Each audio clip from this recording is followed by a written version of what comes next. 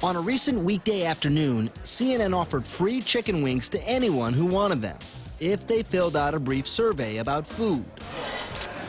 What these folks didn't know is they were actually part of an informal experiment.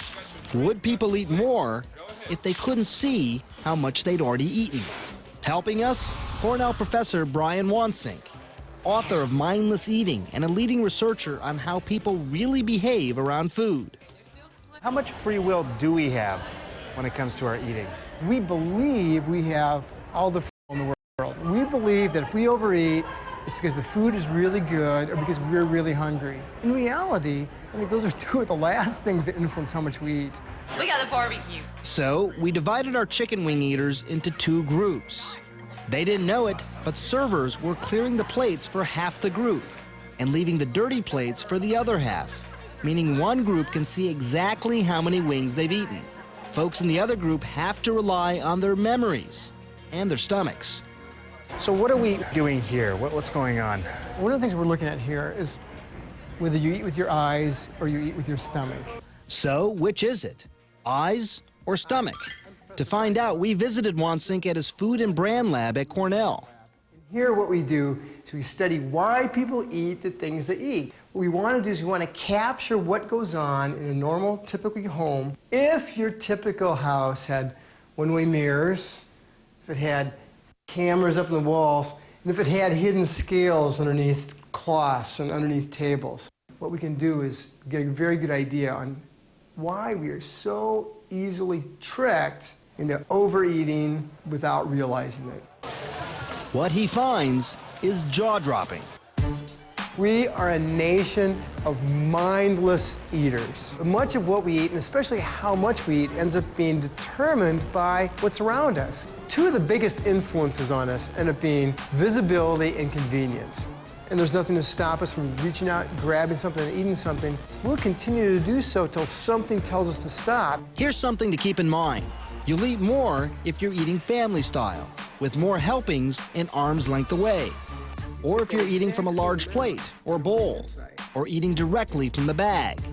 You'll eat more if you're distracted, watching television, or talking to friends, or eating in the car. We live with an embarrassment of food. I mean, almost any given time, we are just yards away from either a candy machine or a supermarket or someplace like that, or a refrigerator. And this is something that 75 years ago was unheard of. In one experiment, Wansink placed candy jars of chocolate in office workers' cubicles for a month, then moved the candy 6 feet away. Suddenly, those same workers were eating fewer candies. That's right. Simply moving the candy 6 feet meant 5 fewer candies a day. That's 125 calories, 12 pounds a year. If something is very visible, every time we see it, we have to make a decision. Do I want to eat that? Do I not want to eat that? Do I want that piece of candy on my desk? Do I not want to? And we can say no to it 27 times, but if it's visible, the 28th or 29th time, we might start saying maybe. And by time 30 or 31, we're saying, what the heck, I'm hungry. In another study, people at the movies received free bags of popcorn. The moviegoers who received bigger bags ate more. And here's the kicker. All the popcorn was stale.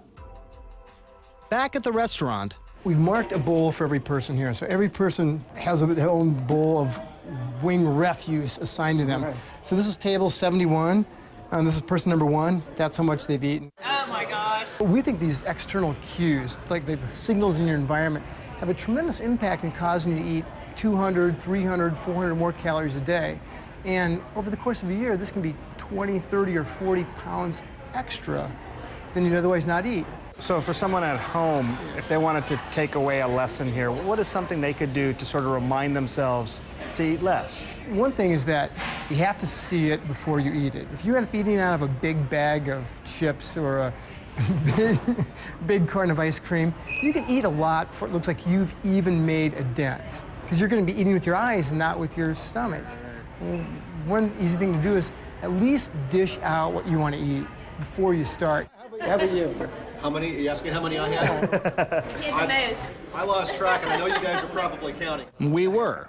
And after an hour chowing down on wings, we weighed the results. So what we're going to do is weigh these things, count the bones, we'll know how much the person ate. In our experiment, those who had their plates cleared and couldn't see how much they'd eaten consumed 14% more chicken, after controlling for age, gender, and body mass index. In similar studies, Wansink found people ate twice as much. Help yourself, take as many as you want. And after eating all the wings they wanted in the middle of the afternoon, we tempted our guests one more time with cookies. Oh my Take God. a couple. 3/4, 3 out of 4 took the cookies. And one for the road.